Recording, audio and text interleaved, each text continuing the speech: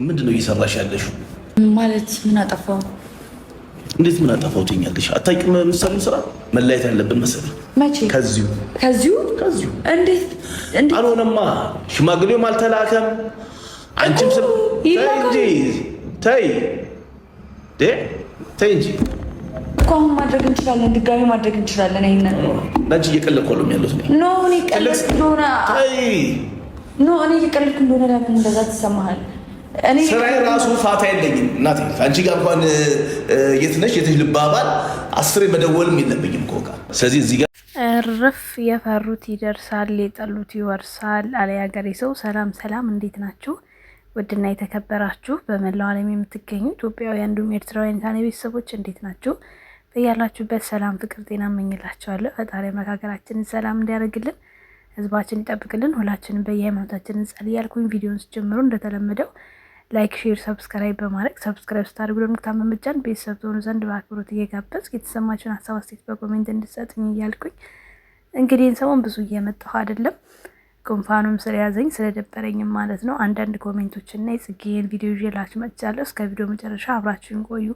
የኔም ሀሳብ ጭምር ስለሆነ ማለት ነው።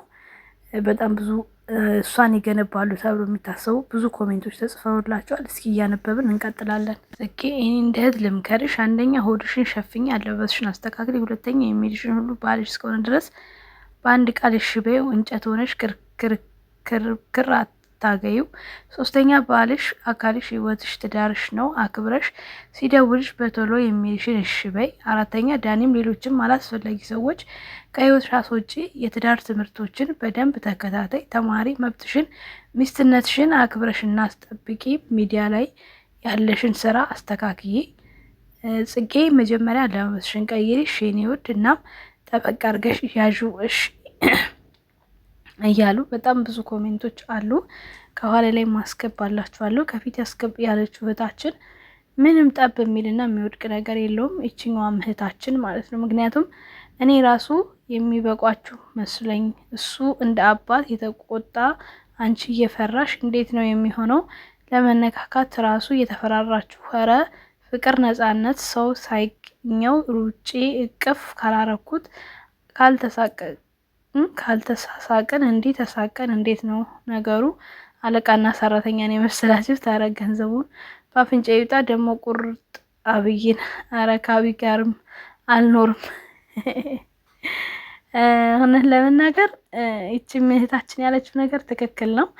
ማለት ፍቅርም ቢሆን ልክና መጠን አለው። የምትጨቃጨቁበት የምትከራከሩበት ነገር ግን የተፈራሩት አንደኛ አዲስ ናቸው ያኔ ሲገናኙ በፍቅር፣ ሁለተኛ ግን አልተላመዱ።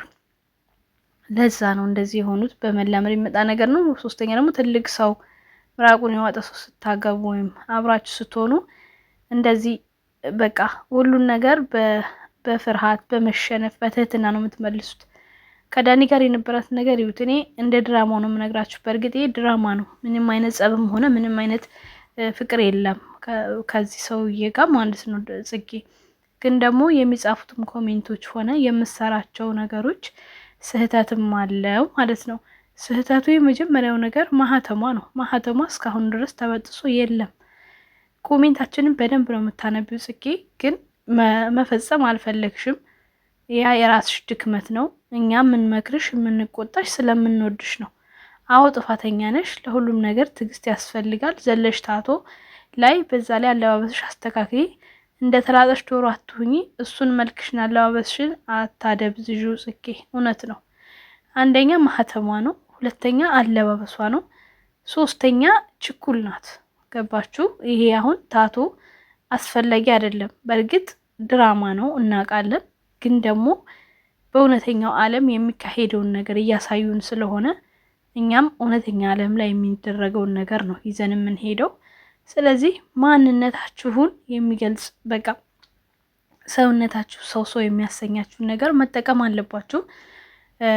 ብዙ ጊዜ ነግረናታል፣ ብዙ ጊዜ ኮሜንት እንጽፋለን፣ ግን ታየዋለች፣ ትሰማዋለች፣ መተግበር ግን አልፈለገችም። ያ የራሷ ምርጫ ነው። እኛ አንድ ሰው ነው ስወደው ነው ግልጹን የምነግረው፣ እንዲመለስ እንዲሻሻል ስለምፈልግ በጎን አላማውም ፊት ለፊት ነው የምናገረው። ያ ማለት እኔ ዩቲዩበር ስለሆንኩ በቪዲዮ ብናገርም ኮሜንት ላይ ደግሞ ተመልካቾች ይጽፋሉ እኔን ጭምር ማለት ነው። ስለዚህ ስንናገር እንደ መጥፎ ማንም ሰው ሊወስዱ አይገባም። እሷን መውደዳችሁ እንዳለ ሆኖ ግን ደግሞ የምታረጋቸውና የምትፈጥራቸውን ስህተቶች ከዛ ነገር እንድትመለስ መምከር አለብን ባይነኝ እኔ። ዝም ብላችሁ ጎበዝ ጀግና የኔ ቀበጥ ሂጂበት አይደለም። በቃ ስትሳሳት ቆም ብላችሁ ኖ ጽጌ ይሄ ነገርሽ ትክክል አይደለም ልትሏት ይገባል ማለት ነው።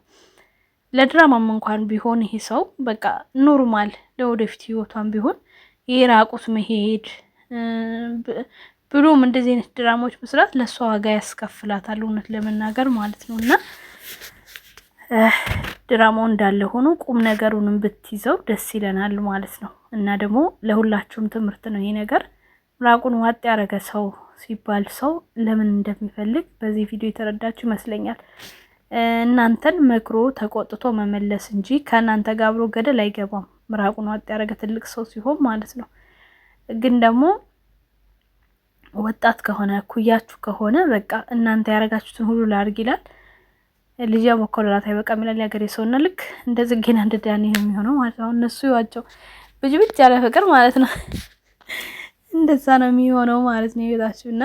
ምራቁን ዋጥ ያደረገ ሰው አትጥሩ። ግን ሙሉ በሙሉ የሆነ ቤታችሁን ሲኦል ማድረግ ሳይሆን በልኩ በአግባቡ ቢቆጣ ቢናገር ችግር የለውም። አሁን እሱ ተጠራጥሯል። ገባችሁ? እንደዚህ የምታረጊው አንዳንድ ነገሮችሽ ማያቸው ከሱ ጋር ያልጨረስሽው ነገር አለ የሚል ስሜት አድሮበታል ማለት ነውና በቀጣይ ያው እንደሚለያዩ ልንገራችሁ ከወዲሁ። ምክንያቱም ድራማ ያበቃል። ለማንኛውም ቤተሰብ ወዳችኋለሁ። ከዚህ በላይ ማውራት አልችልም፣ ጎሬም ስለተያዘ። ላይክ፣ ሼር፣ ሰብስክራይብ አድርጉ። ወዳችኋለሁ። መልካም ጊዜ። ቻው ቻው።